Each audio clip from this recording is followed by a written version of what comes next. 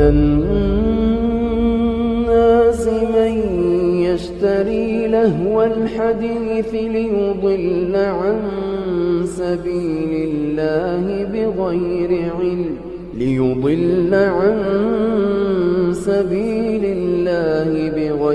علم ويتخذها هزوا أولئك لهم عذاب مهين وإذا تتلى عليه آياتنا ولى مستكبرا كأن لم يسمعها كأن في أذنيه وقرا فبشره بعذاب أليم. Everybody likes music.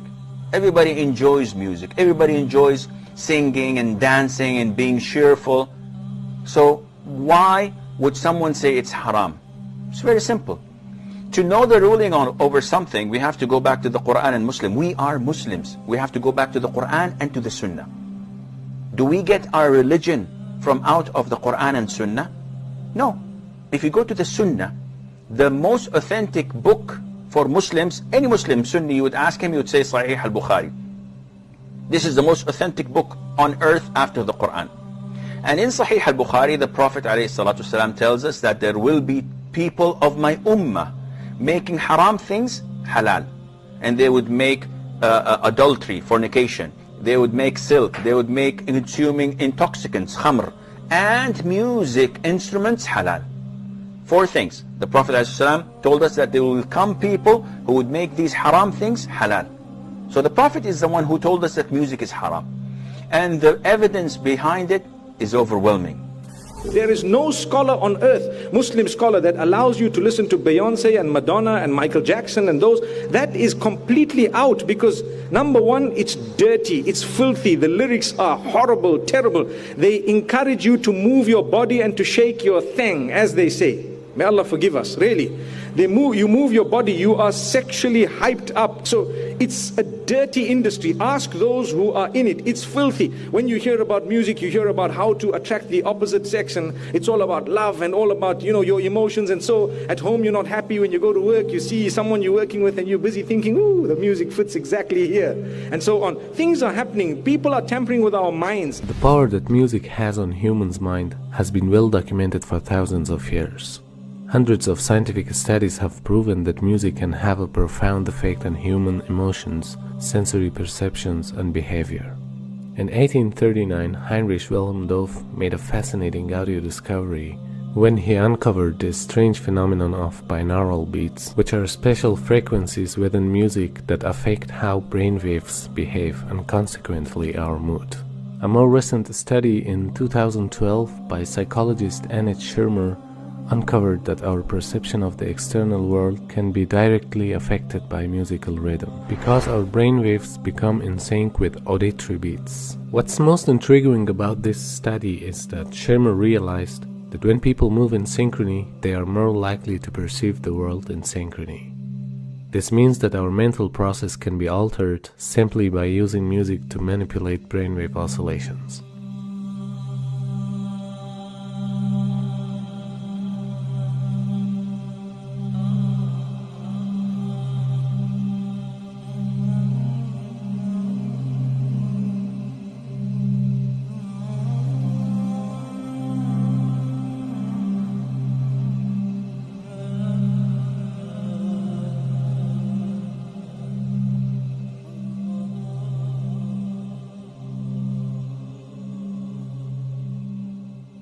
Music touches the limbic system, or the emotional system of our brain, which actually, though slower than other parts, can overwhelm all of the other parts. Think about how we lose our mind when we fall in love. And we literally do, because of the power of the emotion. That being said, the music system has been very unresponsive even to industry-applied ratings. All that they had been willing to do was to put parental advisory on the outside of CDs. They would not print lyrics in a visible place. This is complicated by the fact that the Federal Communication Commission has strict limits on what can be broadcast over the air. And historically, the way popular music has been sold is through airplay. We can't expect a system to be put together that will perfectly protect us. We need to protect ourselves. We need to be aware that these media change us and affect us. And we need to actively understand what they're doing, how they're doing, and make choices of whether we want that to be done to us. I think nowadays music is probably one of the easiest means to lose your moral sense. Music is audio pornography today. That's what it is. It's explicit, it's shameless, it's vulgar, it takes your sense of humanity away from you, it makes you look at women as objects, worse than animals. And these people are talking about women like they're talking about, an animal, really. And when you constantly, listen to garbage like that, then you get deviated. And you don't find pleasure except in disobedience to Allah. And that's the sign of a sick heart. Oh, yes. And music is a whole another area that employs these techniques. Popular music, all popular culture, movies, TV, music, they carry messages, and it's not just entertainment.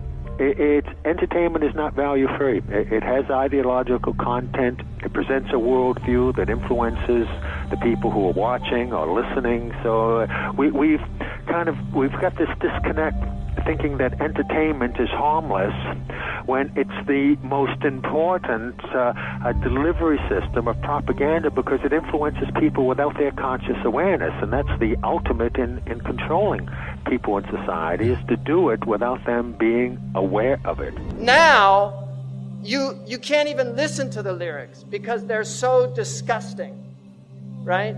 They are so filthy. And Fakhruddin al-Razi, in his commentary, says about the verse in the Quran where shaitan, that you will try to seduce them with your voice, he says by giving them foul lyrics that their children will memorize and repeat. That's in Mafatih al-Ghayb. That was in the 13th century. So what are we doing now? This is the khutuwat of shaitan. He's taken people by degrees. 2.5 hours per day for teenagers in the United States listening to music. 2.5 hours per day. 1 in 3 popular songs now contain explicit references. The number of times an adolescent is exposed to explicit substance references, 35 per hour. They're listening to 2.5 hours a day, 35 per hour, 84 per day, 591 per week, being told about alcohol and drugs in these lyrics. These are the khutuwat of shaitan. 30,700 a year. References to drug or alcohol in songs. Pop, 9%. Rock, 14%. Hip-hop, R&B hip-hop, 20%. Country, 36%. Rap, 77%. And we've got all these kids listening to rap. This is what they worship, these Satanists. Baphomet. If you notice, he's androgynous, so it's a male-female mixture. Also making these signs. You see the signs he's making using this sign because 11 is the devil's number.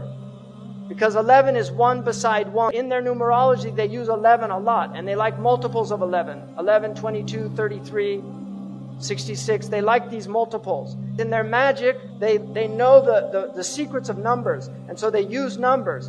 The Prophet ﷺ, when they used magic on him, they blew on 11 knots. 11 uqda. And this is why the Mu'awwidhatayn has 11 ayahs, because it protects against their magic.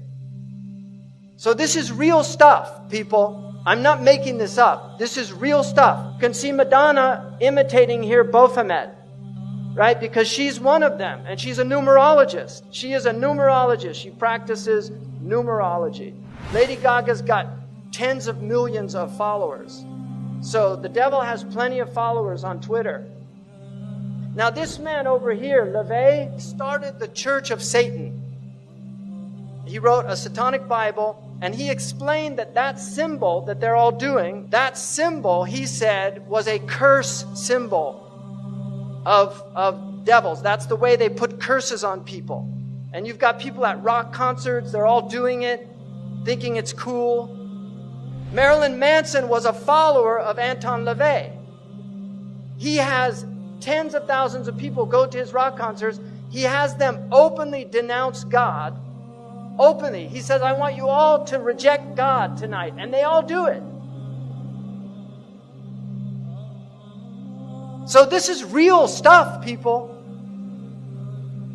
He's very committed to this. He's a minister in the Church of Satan. And they use music. Because music is fitna. It's enticing. It sucks you in. You like it. It's enjoyable.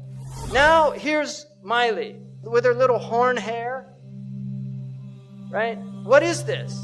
She had millions of followers of little kids in America, and this is what she turned into. And if you look, you see, where did she get that? Kali, a demon from the Hindu tradition of destruction, because this is a destroyer of the innocence of youth. She has literally, she's possessed by Kali. And she couldn't stop putting her tongue out. She was even asked, why do you do that? She said, I feel compelled to do it. Because this is who's really moving things around. Kali, a demon. If you notice, they use also backwards. It's haram to recite the Quran backwards. This is well known because in magic, they recite things backwards.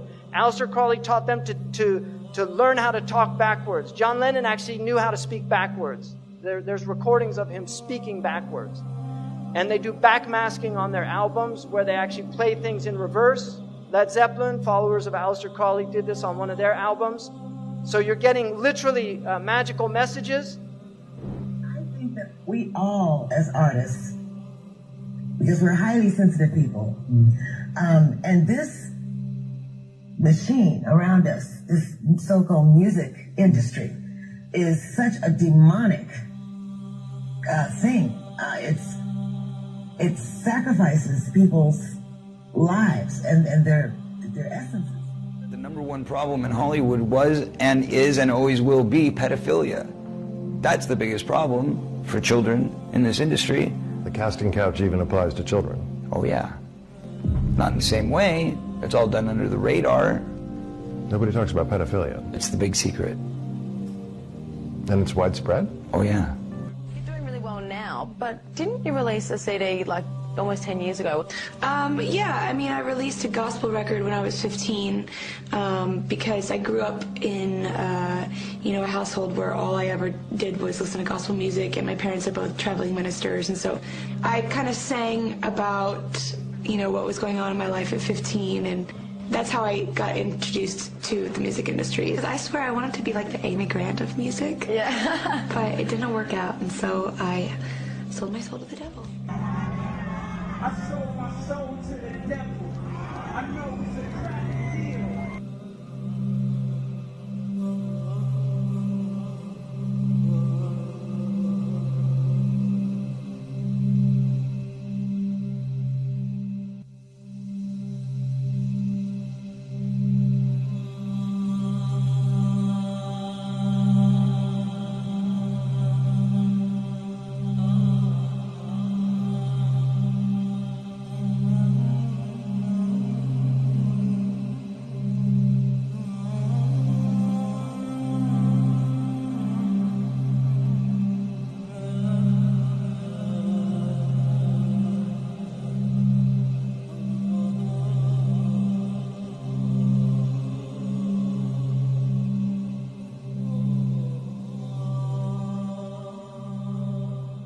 Yeah, I believe in the Illuminati. There is a certain level that you get at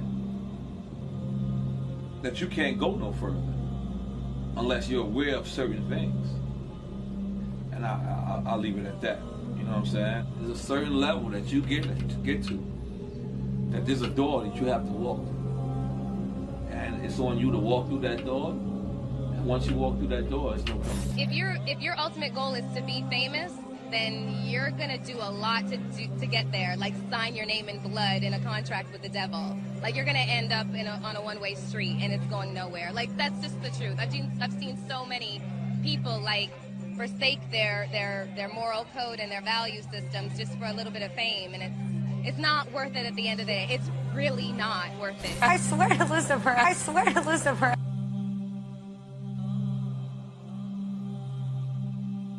We're seeing a society that not only has a lot more people of lower IQ, but a lot fewer people of higher IQ. In other words, a dumbing down, a chemical dumbing down of society. So everyone's sort of mediocre. That leaves them dependent on government because they can't excel. We have these people of lower IQ who are totally dependent. Then we have this mass of people who are going to believe anything they're told because they can't really think clearly. And very few people of very high IQ who have good cognitive function who can figure this all out. And that's what they want. So, you know, you can kind of piece it together as to why they are so insistent in spending so many hundreds of millions of dollars of propaganda money to dumb down society. Now you see in the West, people listen to music all the time. They're always plugged in. They get in their car, they turn on the music. They walk, they put in their earphones, and they listen to their music. And people have long playlists. They spend a lot of money on these things. And so they're lost. They don't have free time to think anymore because their lives are filled with sound. So the demons have immense tools that they've never had before, and they're using them very effectively.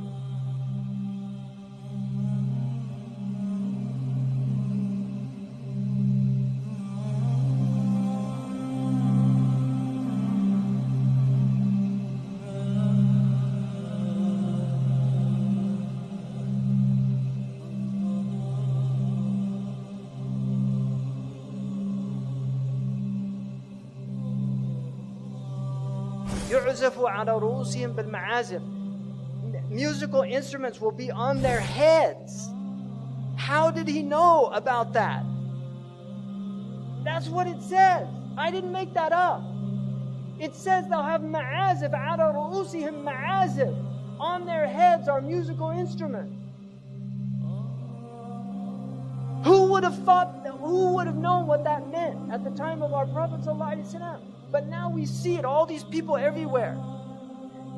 Your mind is filled with their thoughts. You're not even yourself anymore. You're listening to Rihanna or Madonna or Haifa Wahbi or whoever the latest fashionable singer is. أعوذ بالله من الشيطان الرجيم. اللهم بلغ. اللهم بلغ. اللهم بلغ.